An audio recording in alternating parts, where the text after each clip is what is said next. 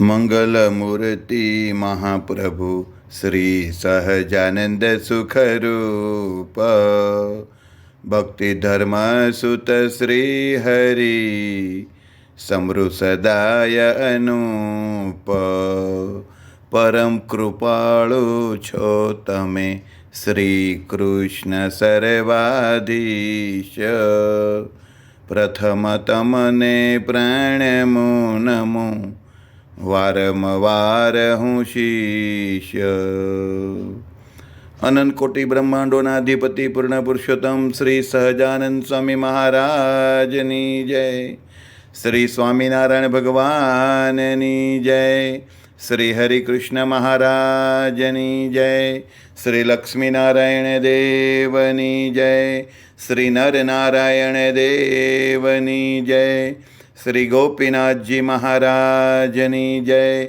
શ્રી રાધારમણ દેવની જય, શ્રી મદન મોહનજી મહારાજની જય, શ્રી વૃંદાવન બિહારી લાલની જય, શ્રી ધર્મ ભક્તિ વાસુદેવની જય, શ્રી ઘનશ્યામ મહારાજની જય, શ્રી નારાયણ મુનિ દેવની જય, શ્રી મર્યાદા પુરુષોત્તમ શ્રી રામચંદ્ર ભગવાનની જય, શ્રી બાલકૃષ્ણ લાલની જય, શ્રી વિઘ્ન વિનાયક દેવની જય, શ્રી કષ્ટભંજન દેવની જય.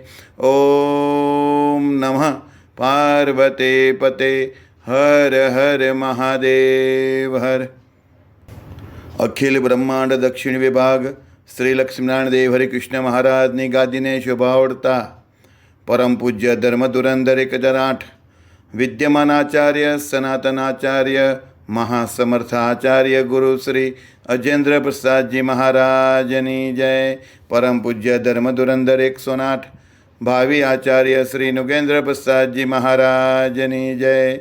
સમગ્ર ધર્મકુળ ભક્તિકુળ ભગવાનના વાલા સર્વે મુક્તો સર્વે સંતો ભક્તોના ચરણોમાં કોટી કોટી સાષ્ટાંગ દંડવટ વંદન પ્રણામ સાથે સૌ સંતો ભક્તોને જય શ્રી સ્વામિનારાયણ. શ્રી સ્વામિનારાયણ ભગવાનના લીલા ચરિત્રથી સભર શ્રી હરિચરિત્રામૃત સાગર ભગવાનની અનંત લીલા અને ભગવાનની અનંત આજ્ઞા. ધર્મ ભક્તિનું રોજિંદુ જીવન, અસુરોપદ્રવ અને કાશીનું આગમન.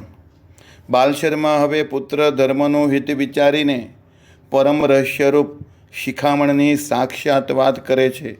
હે ધર્મ, ગમે તે જાતનું દુઃખ આવી પડે તો પણ તમે સ્વધર્મનો ત્યાગ ક્યારેય કરતા નહીં, કારણ કે શાસ્ત્ર અને સત્પુરુષો નિર્ણય કરીને કહે છે કે જ્યાં સ્વધર્મ છે ત્યાં જ ભગવાન રહે છે. ધર્મનું પાલન કરતાં કોઈ વાર જ્યારે અસુરો તમને દુઃખ દે ત્યારે આપણા કુળદેવ ઉદાર ચરિત્ર વાયુપુત્ર શ્રી હનુમાનજીનું તમારે સ્મરણ કાયમ કરવું. તમારા ઉપર અપાર સંકટ આવી પડ્યા હશે તો પણ તે મહાવીર શ્રી હનુમાનજી તે સર્વ કષ્ટનો નાશ કરશે. શ્રી રામચંદ્ર ભગવાનની કૃપાથી દુઃખોનો નાશ કરવામાં તેમને કાંઈ વાર લાગશે નહીં. હનુમાનજીએ શ્રી રામચંદ્ર ભગવાનની અતિ સેવા કરી છે અને તેનાથી શ્રી રામચંદ્ર ભગવાનને અતિ રાજી કરી લીધા છે. ત્યારે તત્કાળ પ્રસન્ન થયેલા ભગવાન શ્રી રામચંદ્રજીએ તેમને ચિરંજીવી થવાનું વરદાન દીધું છે. માટે સંકટમાં તેમને સેવજો. તે રીતે જ દિવાળીને દિવસ આપણા કુળદેવી શ્રી લક્ષ્મીજીનું પૂજન અત્યંત પ્રેમથી શાસ્ત્રમાં કહેલા વિધિ પ્રમાણે કરવું. બધી જ એકાદશીનું વ્રત કરવું, ભગવાનની કથા કરવી, કીર્તન ગાવા અને જ્યારે જેવો દેશકાળ હોય ત્યારે પોતાની શક્તિ પ્રમાણે તેવા ભગવાનના ઉત્સવ કરવા. સાધુઓનો સમાગમ કરવો. તેનાથી ધર્મમાં ઘણી વૃદ્ધિ થાય છે અને દિન પ્રતિદિન અધિક સત્સંગ કરવાથી મનમાં રહેલા બધા જ દોષોનો નાશ થાય છે. જ્યારે મનના દોષોનો નાશ થાય છે ત્યારે શુદ્ધ થયેલું મન શ્રીહરિના ચરણોમાં પરોવાય છે. તેમજ ચોરી કરનારનો, વ્યભિચારનો, દારૂડિયાનો અને માંસ ખાનારનો આટલાનો સંગ ભૂલથી પણ ક્યારેય કરવો નહીં અને ધર્મભ્રષ્ટ જીવનો સંગ પણ ક્યારેય ન કરવો. ચંડાળની જેમ તેનો સંગ દૂરથી જ તજી દેવો. ઉઠતા બેઠતા કે જમતા ઉપર કહ્યા તે બધાનો પાશ ક્યારે લાગવા દેવો નહીં. બાલશર્માએ ઉપર કહ્યા પ્રમાણે ધર્મને ભક્તિને સ્પષ્ટપણે શિક્ષા કહેતા શિખામણના વચનો કહ્યા. પછી કહ્યું કે દુઃખ આવી પડે તો શ્રી રઘુનાથજીનું જ્યાં જન્મસ્થાન છે તે અયોધ્યાનગરમાં જઈને રહેજો. બાલશર્માના ઉપર કહ્યા પ્રમાણે શિખામણના વચન સાંભળ્યા પછી દંપતી કહેતા ધર્મને ભક્તિ પગે લાગ્યા. તે શિક્ષા વચન શિરે ચડાવ્યા અને હૃદયમાં આનંદ ઉભરાયો. ત્યારે પાંડેય બાલશર્માએ તે બંનેને ચિરંજીવી રહેવાના આશીર્વાદ આપ્યો અને કહ્યું કે તમારો યશ જગતમાં પ્રસિદ્ધ થાવો અને તમને કોઈ શત્રુ જીતી શકે નહીં. બાલશર્માએ ધર્મ ભક્તિને આવા શિક્ષાના વચન કહ્યા પછી પુત્ર અને પુત્રવધૂના વિયોગના સંતાપને હૃદયમાં લઈને જાન સાથે પોતાને ઘેર પાછા આવ્યા. તે પછી થોડા જ દિવસોમાં બાલશર્માએ સત્વરે શરીર છોડી દીધું અને પોતે દિવ્ય ગતિને પામ્યા. મુક્તાનંદ સ્વામી કહે છે કે શુભમતીવાળા હે ઉત્તમ રાજા, હે દરબાર દાદા ખાચર, હવે તમે મન દઈને સાંભળો. તે પછી ધર્મ અને ભક્તિ બંને જે રીતે રહેતા હતા તે હું તમને કહું છું. પોતાના પિતાએ જે શિક્ષાના વચન કહ્યા હતા તે પ્રમાણે તેઓ વર્તવા લાગ્યા. ધર્મદેવ સ્તુતિ વેદોને ભણેલા હતા. તેથી સ્વયં પોતાની પત્ની ભક્તિએ સહિત ગ્રસ્તના ધર્મને પાળવા લાગ્યા.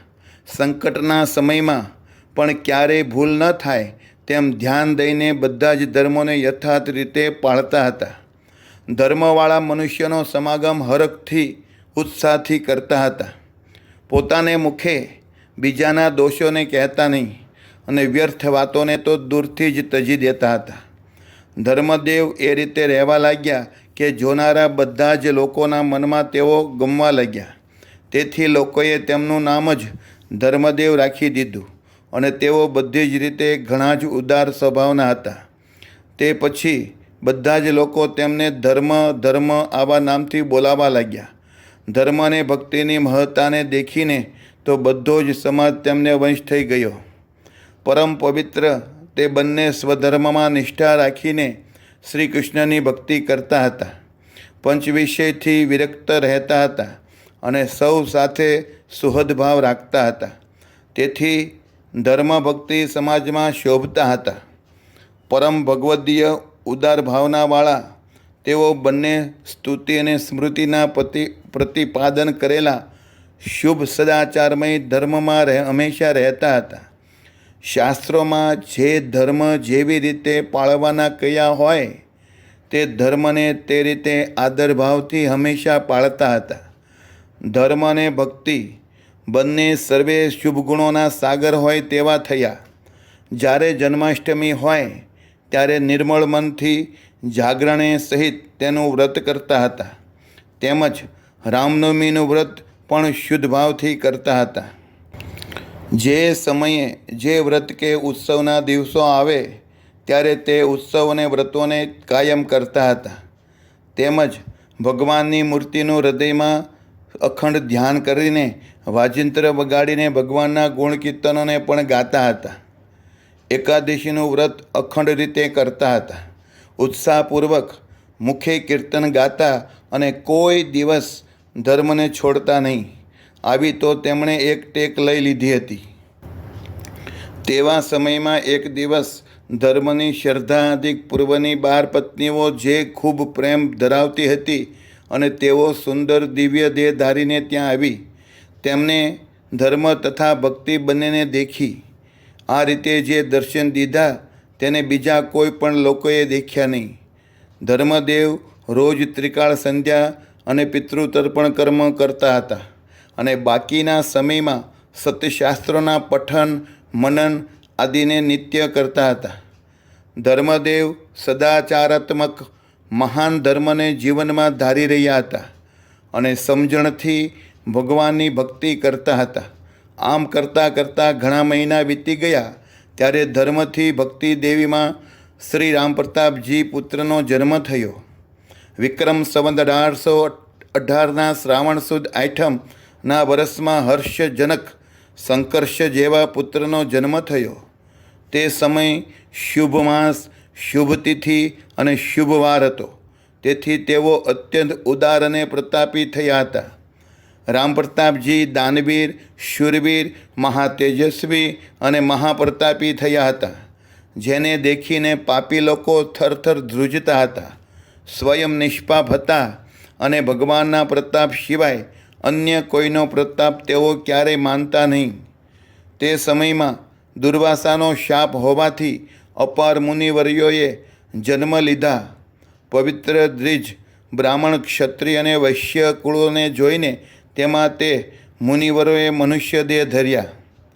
જ્યાં જ્યાં તેઓએ જન્મ લીધો ત્યાં ત્યાં ભગવાનની ભક્તિ કરવા લાગ્યા. દિન પ્રતિદિન અત્યંત હેતે સહિત શ્રી કૃષ્ણ ભગવાનની નિત્ય કથા વાર્તા પણ બહુ કરવા લાગ્યા. આવું બધું જોઈને અભાગ્યા આસુરી જીવોના હૃદયમાં આગ લાગી.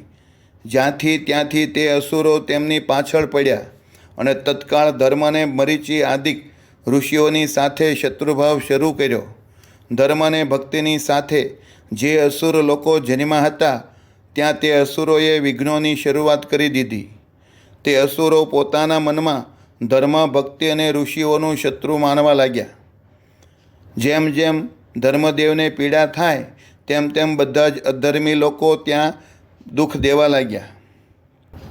જેમ જેમ વધારે દુઃખી થાય તેમ તે કરવા લાગ્યા. જે રીતે ભક્તિ દેવીને પીડા થાય તે રીતે તે કુબુદ્ધિ લોકો કષ્ટકારી વર્તન કરવા લાગ્યા. મરીચી આદિ ઋષિઓને પણ જેમ કરવાથી અતિ દુઃખ થાય તે રીતે અસુરો ઉપદ્રવ કરવા લાગ્યા. પાપમય બુદ્ધિવાળા તે લોકો મુનિવરોના સદ્ગુણોમાં અવગુણ આરોપવા લાગ્યા. દેશના બધા જ નગરોમાં અને ગામોમાં જ્યાં જ્યાં તે દૈત્યો રહેતા હતા ત્યાં ત્યાં ધર્મ અને ભક્તિને દેખીને તેમને હંમેશા પીડવા માંડ્યા. પછી ધર્મ અને ભક્તિ અસુરોથી આવતા દુઃખના નિવારણ માટે વિચાર કરીને તુરંત અયોધ્યા નગરમાં આવીને વસ્યા. શ્રી અયોધ્યામાં પણ જે અધર્મી લોકો રહેતા હતા તે બધા જ ધર્મ અને ભક્તિને દુઃખ દેવા લાગ્યા અને તે પછી તે દુઃખના નિવારણ માટે તેઓ શ્રી કાશીપુરીમાં આવીને રહ્યા. ભક્તિ અને ધર્મની કથા અત્યંત પવિત્ર છે એટલે ઉત્તમ રાજાએ દાદા ખાચરે 2 હાથ જોડ્યા, માથું નમાયું. પછી પ્રેમથી મુક્ત મુનિને મુક્તાનંદ સ્વામીને પૂછ્યું કે આ કથા વક્તા અને શ્રોતા બંને માટે અમૃતરસમય છે. અતિશય ઉત્તમ અને અનુપમ આ કથા તુરંત જ બંનેને શુદ્ધ કરે છે. ભક્તિ અને ધર્મદેવ બંને અસુરોએ આપેલા કષ્ટોથી ત્રાસીને શ્રી કાશી નગરીમાં આવ્યા, કારણ કે તેઓ કાશીને સર્વશ્રેષ્ઠ પુરી માનતા હતા. હે મુનિરાજ, મારે કાંઈ સાંભળવાનું બાકી રહી જાય નહીં, માટે આપ કૃપા કરીને મને તે કથા વિસ્તારથી કહો, કારણ કે તેને આપ બધી જ રીતે જાણો છો. શ્રી હરિના ચરિત્રને કહેવા ગાવાના વ્રતવાળા મુનિરાજ શ્રી મુક્તાનંદ સ્વામીએ તે ઉત્તમ રાજાની ઘણી મોટી શ્રદ્ધા જોઈને રાજી થયા અને ઉત્તમ રાજાની દાદા ખાચરની વારંવાર પ્રશંસા કરી હરખભર તે બધી કથા કહેવા લાગ્યા. કાશી શિવજીની મહાનગરી છે અને સર્વોપરી છે. આવું મનમાં ધારીને ભક્તિ ધર્મ બંને ત્યાં પોતાનું હિત જાણીને આવ્યા. ત્યાં એક અનુપમ મહારુદ્ર યાગ કરાવ્યો અને વેદ સ્વરૂપ બ્રાહ્મણોને સારી પેઠે ખૂબ જમાડ્યા. તો પણ અસુરો શાંતિ પામ્યા નહીં. ત્યાં પણ તે બંનેને એવું કષ્ટ આપ્યું કે જે વર્ણવી શકાતું નથી. પછી તેઓ બંને છાની રીતે ત્યાંથી ચાલી નીકળ્યા. હવન માટેનો અગ્નિ સાથે રાખ્યો. અસુરો તરફથી આવતા કષ્ટોથી છૂટવા શ્રી ધર્મ અને ભક્તિ વારંવાર અનંત ઉપાય કર્યા. વ્રતો કરીને શરીરને સૂકવી નાખ્યું. તીર્થયાત્રા કરતાં તેઓ પ્રયાગરાજમાં આવ્યા. ત્યાં ગંગા કહેતા ગંગા, યમુના અને સરસ્વતીના સંગમમાં સ્નાન કરીને પિતૃ તર્પણ કર્યું. નિપુણતાથી એક ઉપવાસ કર્યો. ત્યાં પ્રેમથી ઘણા દિવસ રોકાયા ત્યારે એક સુખકારી વૈષ્ણવાચાર્યનો મેળાપ થઈ ગયો. તેમનું નામ સદગુરુ શ્રી રામાનંદ સ્વામી હતું. તેઓ બ્રહ્મચારી, મહાતપસ્વી, અપાર ત્યાગી અને ખૂબ ધર્મવાન અને ધર્મ પાળવામાં ધીર ગંભીર તથા ગુણવાન હતા. મુમુક્ષુને દેખીને ઉપદેશ કરતા હતા. તેમનો વેશ નૈષ્ઠિક બ્રહ્મચારીના જેવો હતો. કપાળમાં અનુપમ સુખરૂપ કેસર ચંદનનું ઉદ્ધવપુંડું તિલક કર્યું હતું. તે તિલકની વચ્ચે કુમકુમનો ચાંદલો સુંદર લાગતો હતો.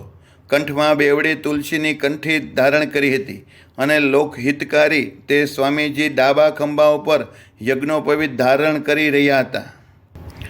લોક સુખકારી શ્રી રામાનંદ સ્વામી વૈષ્ણવના વેશમાં તીર્થોમાં ફરતા હતા. શ્રી રામાનંદ સ્વામી શ્રી રામાનુજાચાર્ય પાસેથી દીક્ષા લઈને તેમના શિષ્ય થયા હતા. પછી તો અનેક લોકો શ્રી રામાનંદ સ્વામીના શિષ્ય થયા. તેમનો ઉદ્ધાર કરવા માટે જેને કોઈ યથાર્થ જાણતા નથી તેવા વાણી અને મનથી અગોચર દિવ્ય સ્વરૂપ ભગવાનનો લોકોને ઉપદેશ દેતા હતા. સદગુરુ શ્રી રામાનંદ સ્વામી શબ્દબ્રહ્મ કહેતા વેદો અને પરબ્રહ્મને યથાર્થ રીતે જાણતા હતા. યથાર્થ તેના સાક્ષાત્કારને પામેલા હતા. તેમનો મેળાપ ધર્મદેવને ત્યાં થયો હતો. તેથી તેઓ ખૂબ જ ખુશી થયા અને આનંદમાં આવ્યા. શ્રી ધર્મદેવ શ્રી રામાનંદ સ્વામીના શિષ્ય થયા. તેથી અંતઃકરણમાં ખૂબ શાંતિ થઈ. સ્વામીએ તેમને ભાગવતી દીક્ષા આપી એટલે તેમના મનમાં ખૂબ જ આનંદ છવાઈ ગયો. તુલસીની બેવડી કંઠી ધર્મદેવના કંઠમાં બાંધી મંગળરૂપ ઉદ્ધવપુંડુ તિલક કરાવીને તેમાં મનગમતો કુમકુમનો સરસ ચાંદલો કર્યો. કૃષ્ણ ભગવાનને શરણે કરવા માટે સ્વામીએ તેમને શ્રી કૃષ્ણ ભગવાનનો અષ્ટાક્ષર મંત્ર, સામાન્ય મંત્ર અને વિશેષ ભેદથી બંને પ્રકારનો મંત્ર આપ્યો. પછી ધર્મદેવે સદગુરુ શ્રી રામાનંદ સ્વામીને ચારે વર્ણના પુરુષો અને સ્ત્રીઓને પાળવાના નિયમોની સર્વ રીત પ્રેમથી પૂછી. તે સદાચારરૂપ ધર્મની સર્વે વાત અનુપમ છે. કળિયુગના મળરૂપી મહાપાપને હરનારી છે અને સંસારરૂપ સાગરને તરવા માટે સુદૃઢ નવી નૌકા સમાન છે. જેના સર્વોત્તમ પુણ્ય હોય તેને જ આવો ધર્મ નિયમોનો જોગ મળે છે. કારણ કે પુણ્ય વિના ઘણો જ વિકટ સંસારરૂપ સાગર તરવો શક્ય નથી. શ્રી રામાનંદ સ્વામીએ ધર્મદેવને પોતાના સંપ્રદાયની બધી જ રીત ભાત બતાવી દીધી. જેનાથી શ્રી કૃષ્ણ ભગવાન મનમાં પ્રેમ લાવીને ભક્તના ઉપર રાજી થાય છે. કામ, ક્રોધ અને લોભ જેવા અંતઃશત્રુઓનો સહેજે નાશ થાય છે. આ રીતે જ્યારે બધા જ અધર્મ સર્ગનો નાશ થાય ત્યારે અંતઃકરણમાં પ્રકાશ થાય છે. તે પછી પરમપદ જે શ્રીહરિનું અક્ષરધામ તેને પામે છે અને તે બધા જ દુઃખના પારને પામે છે. શ્રીહરિ તેના હૃદયમાં વસે છે અને તે સુખનો હંમેશા આનંદ રહ્યા કરે છે. તે પ્રભુને કમળના સમાન નેત્ર છે.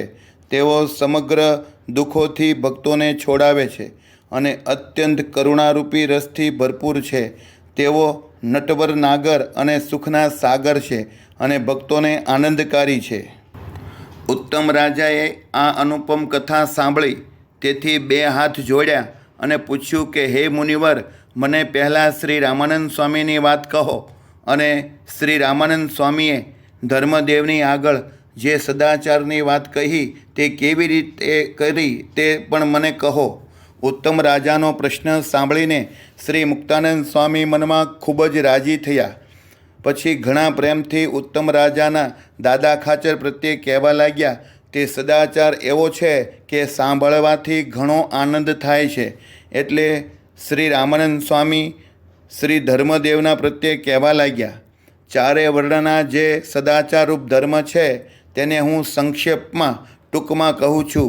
હે ધર્મ, તે શાસ્ત્રની રીતે સદાચારરૂપ ધર્મને તમે પ્રેમથી સાંભળો. આ ધર્મને જે દૃઢપણે પાળે છે તે અખંડ શુભ કીર્તિને પામે છે. આ લોકમાં અને પરલોકમાં તેની કીર્તિ દિન પ્રતિદિન છવાઈ જાય છે. જે લોકો ધર્મમાં દૃઢપણે રહ્યા હતા તેની કીર્તિ ત્રિલોકીમાં વધી હતી અને તેનાથી જ પ્રહલાદ અને પ્રિયવ્રત જેવા અપાર રાજાઓ બ્રહ્મવાદી પરમાત્માના સ્વરૂપના યથાર્થ જ્ઞાની થયા હતા. તે બધા જ ત્રિલોકીના રાજા હતા, છતાં પ્રભુ પદની પ્રેમ ભક્તિથી ભરપૂર હતા.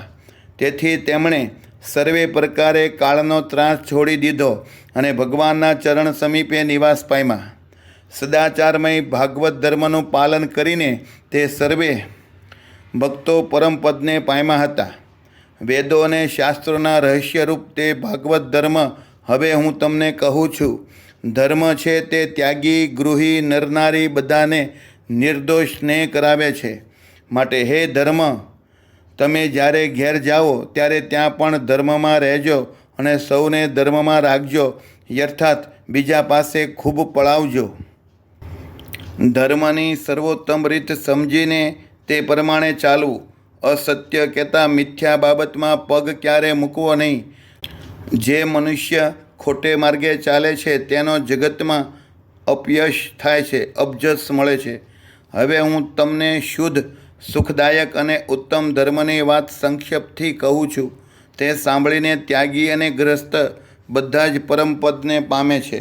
શ્રાદ્ધ અને યજ્ઞ યાગાદિકમાં ક્યારેક અપાર આપતકાળ પડે તો પણ પશુઓ અને પંખીઓની હિંસા ક્યારેય પણ કરવી નહીં.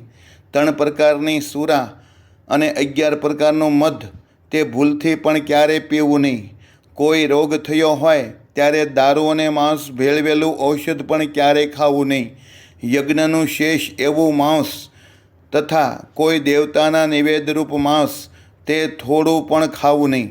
અને કોઈ પણ પ્રકારની ક્યારેય ચોરી કરવી નહીં. આવો નિયમ કાયમ માટે રાખવો. ન્યાય, નીતિ અને ધર્મના માર્ગ ઉપર ચાલવું. પરસ્ત્રીનો સંગ ક્યારેય કરવો નહીં અને પોતાની પત્નીનું દાન ક્યારેય કરવું નહીં. બુદ્ધિમાન મનુષ્યે પરસ્ત્રીનો સ્પર્શ તો દૂરથી જ કાયમ ત્યજી દેવો. હે ધર્મદેવ, તમારે તો નિરંતર સાવધાન રહેવું. આપતકાળમાં પણ પરસ્ત્રીનો સંગ ક્યારેય કરવો નહીં.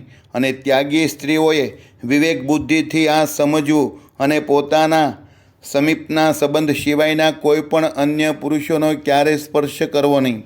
ત્યાગી પુરુષે વિચારપૂર્વક નિર્ણય કરીને તેણે જરૂર 8 પ્રકારે સ્ત્રીઓનો ત્યાગ રાખવો.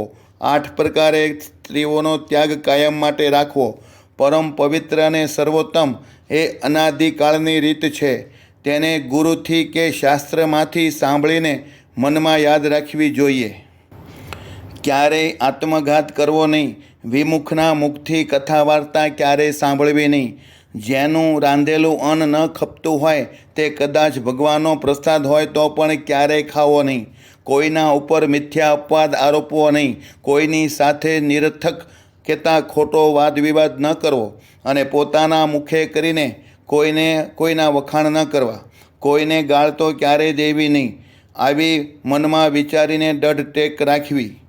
જ્યાં સુધી શરીરમાં પ્રાણ રહે ત્યાં સુધી ચોરી ન કરવી, પાપી ન થવું, વ્યસની ન થવું, વ્યભિચારી ન થવું, પાખંડી ન થવું અને લોકોને ઠગનારા આ 6 જણનો સંગ ક્યારેય ન કરવો. જે ત્યાગી ધન અને સ્ત્રીને રાખે છે, જેને અનેક પ્રકારના વ્યસન હોય તેને પતિત અને પાપી જાણવો. તેનો જે સંગ કરે તે જમપુરીમાં ચોક્કસ જાય છે. હે ધર્મવીર, જે ગુરુ થઈને શિષ્યને સુધારે નહીં, શિખામણ આપે નહીં, મોક્ષના માર્ગે જતા હોય તો તેને રોકે તેવા ગુરુને માથે તત્કાળ કરોડો બ્રહ્માંડનો નાશ કર્યાનું પાપ લાગે છે. જે ગુરુ લોકોને મોક્ષને માર્ગે ચડાવે છે તેને અપાર પુણ્યનું ફળ મળે છે. જે સ્વયં ધર્મ પાળે અને બીજા પાસે પળાવે તેના જેવો બીજો કોઈ મોક્ષ ભાગી નથી. જે સ્વયં ધર્મમાં વર્તે નહીં અને બીજાને વર્તાવે નહીં તે તો પોતાનો અને બીજાનો આત્મઘાત કરનારો છે. જ્ઞાનીની સુંદર યુક્તિઓ બતાવીને જે શ્રી કૃષ્ણ ભગવાન અને તેમના અવતારોનું જે ખંડન કરે છે તો તે દુષ્ટ અને અસુર જાતિનો છે એમ સમજવું અને તેનો તો કોઈ રીતે મોક્ષ થવાનો જ નથી. દેવતા, તીર્થ, વેદ, બ્રાહ્મણ, સાધુ અને ગાયો આટલાની નિંદા ક્યારેય કરવી નહીં. હે ધર્મ, તમે એ બધું સમજી રાખો કે કોઈ દર્દ થાય, દુઃખ આવે અને આપતકાળ હોય તો પણ તત્કાળ ધર્મનો ત્યાગ ક્યારેય કરવો નહીં. જે ગ્રંથની પ્રામાણિકતા ન હોય અને જે શ્રી કૃષ્ણ ભગવાનને નિરાકાર કહેતા હોય તેને ક્યારેય વાંચવા કે સાંભળવા નહીં. મારા વચન પ્રમાણે સદા અનુસરવું, કાયમને માટે મારા વચન પ્રમાણે અનુસરવું. હે વિપ્રવર, ધર્મ તમે અપાર છો, આખા જગતમાં તમારા તુલ્ય શ્રેષ્ઠ કોઈ નથી. માટે વિચાર કરીને પણ હાથમાં ક્યારેય શસ્ત્ર ઉઠાવવું નહીં. મારી આ વાતને હૃદયમાં ધારી લેજો.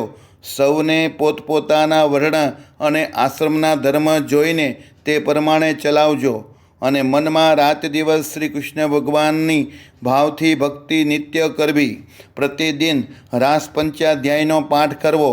તન મનથી ચિત્ત ભગવાનના સ્વરૂપમાં પરોવી દેવું અને મુખથી શ્રી કૃષ્ણ આવો જપ નિત્ય કરવો. મેં આપેલા આ મહામંત્રનો જપ કરજો. તમને શ્રી કૃષ્ણના દર્શન જરૂર થશે અને તત્કાળ દુર્વાસાના શાપથી તમને છોડાવશે. ઉદ્ધવ સ્વરૂપ શ્રી રામાનંદ સ્વામીએ જે ઉપદેશના વચન કહ્યા તેને શ્રી કૃષ્ણના અનુપમ ભક્ત ધર્મને ભક્તિએ શિરોધાર્ય કર્યા. ઉદ્ધવતાર શ્રી રામાનંદ સ્વામીએ ધર્મદેવ અને ભક્તિને શ્રેષ્ઠ જાણ્યા અને પોતાના ઉદાર શિષ્ય માન્યા. તેથી તેમને ભક્તિના અનંત પ્રકારો અને બધી જ રીતભાતો કહી બતાવી. શ્રી રામાનંદ સ્વામીએ પોતાના મનમાં ધર્મદેવને ઈષ્ટદેવ શ્રી કૃષ્ણ ભગવાનને અભિષ્ટ કહેતા પ્રિય એવા અનંત ગુણોના ભંડાર માન્યા. પોતાના હૃદયમાં શ્રી કૃષ્ણ ભગવાનને ધારીને તમે ઘેર જાઓ. જે મુમુક્ષુ લોકો તમારી પાસે આવે તેમને મેં કહેલું ધર્મ ઇત્યાદિકનું જ્ઞાન આપીને તેમની બુદ્ધિ શુદ્ધ કરજો. જમદૂતનો ત્રાસ રહે નહીં એવો સારરૂપ ઉપદેશ નિત્ય દેજો અને તમે મારા આપેલા મહામંત્રનો વારંવાર પ્રેમથી જપ કરજો. આજે અમે આપેલો ગુરુ મંત્ર તેનો નિત્ય જપ કરવાથી તમારા તમામ દુઃખનો તત્કાળ નાશ થશે. ઉત્તમ રાજાએ કહ્યું કે હે મુનિવર, રામાનંદ સ્વામીએ ધર્મદેવને જે ઉપદેશની વાત કહી હોય તે બધી જ આપ મને વિસ્તારથી કહો. ઉત્તમ રાજાનું વચન સાંભળીને શ્રી મુક્તાનંદ સ્વામી ઉત્સાહિત થઈ ગયા. પછી જે સાંભળવાથી પાપોનો નાશ થાય છે તે વાત કૃપા કરીને કહેવા લાગ્યા. શ્રી રામાનંદ સ્વામી દયાળુ છે, મહાન પરમ કૃપાળુ છે, સદા લોકોનું હિત કરનારા છે. તેઓ ધર્મદેવના પ્રત્યે કહેવા લાગ્યા. શ્રી ઉદ્ધાવતાર શ્રી રામાનંદ સ્વામી મહાપરોપકારી છે. તેઓ જગતના ઉદ્ધારનો મનમાં વિચાર કરીને પ્રેમથી શ્રી ધર્મદેવને કહેવા લાગ્યા. બ્રાહ્મણ, ક્ષત્રિય, વૈશ્ય, શતશૂદ્ર અને તેમની સ્ત્રીઓ તે સૌ મુમુક્ષુ હોય તો તેને દેખીને તે શ્રી કૃષ્ણ ભગવાનના જે 2 મંત્ર મેં કહ્યા છે તે તેને કહેવા. મુમુક્ષુને પ્રથમ મંત્ર કહેતા સામાન્ય મંત્ર કહીને તેને ભવસાગરથી છોડાવી લેવા. જો અધિકારી મુમુક્ષુ તે પ્રથમ મંત્રનો જપ કરશે તો તેના બધા જ પાપ તત્કાળ નષ્ટ થઈ જશે. આ ગુરુ મંત્રની તાકાત છે. અને જે બીજો મંત્ર છે તે તેની યોગ્યતા દેખીને પછીથી આપો. તેમાં સાવધાન કહેતા તત્પર થઈને રહેવું જોઈએ. કોઈ સમયે કંઈ દુઃખ આવી પડે તો તે મહામંત્રનો જપ કરવો. આ મહામંત્રના જપ કરવાથી તમામ દુઃખ અને કષ્ટ અને ભય, સંકટ અને રોગનો તત્કાળ નાશ થઈ જશે. શ્રી કૃષ્ણ ભગવાનના એ મંત્રનો જપ કરવામાં આવે તો પોતાની મનોવાંછિત સર્વે સિદ્ધિ તત્કાળ પ્રાપ્ત થાય છે. આ ગુરુ મંત્રનો આ મહાન પ્રતાપ છે. અને શ્રી રામાનુજાચાર્યના શ્રી ભાષ્ય તથા વેદાર્થ સંગ્રહ આદિ જે ગ્રંથો છે તે બધા જ સ્નેહ રાખીને વાંચવા, સમજવા. અને ગીતા ભાષ્ય આદિ જે ગ્રંથ છે તેમાં શ્રી કૃષ્ણ ભગવાનનું મહાત્મ્ય કહ્યું છે એટલે તેની રાત દિવસ કથા કરવી અને આવી રીતે દિવસ પસાર કરવો. ધર્મ અને ભક્તિએ આવો ઉપદેશ ગુરુ શ્રી રામાનંદ સ્વામી પાસે સાંભળ્યો. તેથી તે બંનેને મનમાં ઘણો જ આનંદ થયો. પછી ગુરુની આજ્ઞા લઈને બંને પોતાને ઘેર છપૈયા ગામ આવ્યા. ઘેર આવ્યા પછી ધર્મ, ભક્તિ, શ્રી કૃષ્ણ ભગવાનની ખૂબ જ ભક્તિ કરવામાં તલ્લીન થઈ ગયા. પછી સ્થૂળ સૂક્ષ્મને કારણ ત્રણ શરીરથી જુદો આત્મા છે, આવું આત્મ સાક્ષાત્કારરૂપ જ્ઞાન તેમને સ્વરે થયું. જીવાત્મા ત્રણેય દેહમાં વ્યાપીને રહ્યો છે અને શ્રી કૃષ્ણ ભગવાનનો દાસ છે.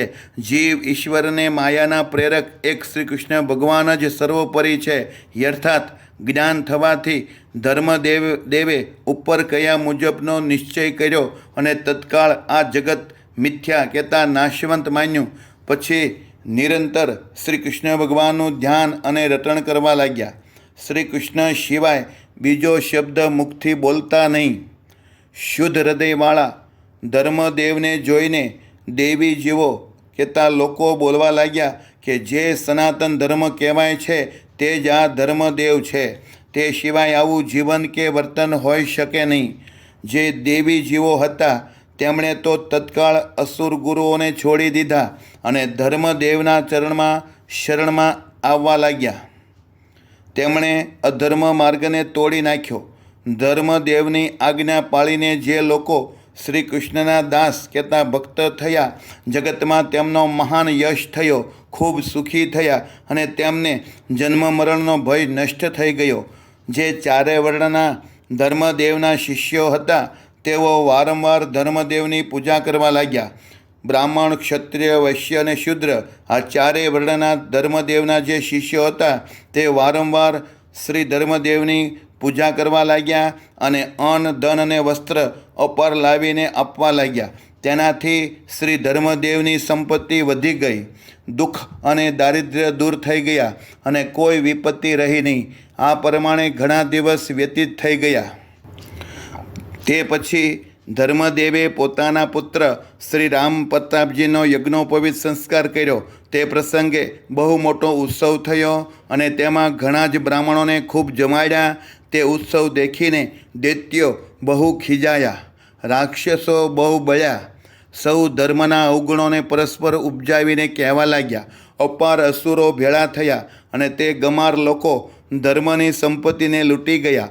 અન્ન, ધન, ઘરેણાં અને અપાર વસ્ત્ર, માણેક, મોતી અને રત્ન પર્યંત બધું જ લઈ ગયા. હાથી, ઘોડા, બળદ, ગાયો આમાંથી કાંઈ જ રહેવા દીધું નહીં અને એટલું બધું દુઃખ આપ્યું કે જે મુખથી કહી શકાતું નથી.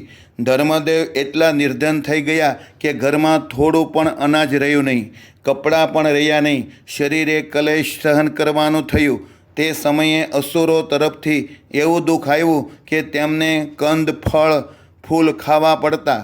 ક્યારેક તો દિવસમાં એકવાર વનસ્પતિના પાન ખાઈને રહેવું પડતું હતું. અરે ક્યારેક તો તદ્દન ભૂખ્યા રહેવું પણ પડતું હતું.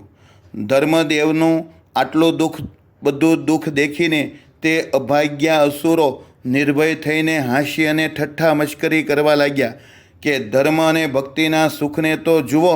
અરે આ લોકો શરીરે દુખ્યા કેમ દેખાય છે? ધર્મ અને ભક્તિ બંને સત્યવાદી છે. ચાલો તેને ઘેર આપણે અતિથિ બનીને જઈએ. તેઓ ના નહીં કહે. ધર્મનું ખરાબ દેખાડવાને માટે તે અસુરો આવું ન કરવાનું કામ બધું કરવા લાગ્યા. જેમ તેમ કરીને તેમને તેઓ જમાડતા હતા. આદર કરીને તેમને હેતથી બોલાવતા. ધર્મને ભલે ખાવા ના મળે પણ તેઓ પોતાની આબરૂ જવા દેતા નથી. જ્યારે ઘણા દિવસ સુધી આવું દુઃખ સહન કર્યું ત્યારે પ્રેમવતી ભક્તિદેવીએ કહ્યું, હે સ્વામી, આપણા ઉપર બહુ જ દુઃખ આવ્યું, કાંઈ સહન કરવું બાકી રહ્યું નથી.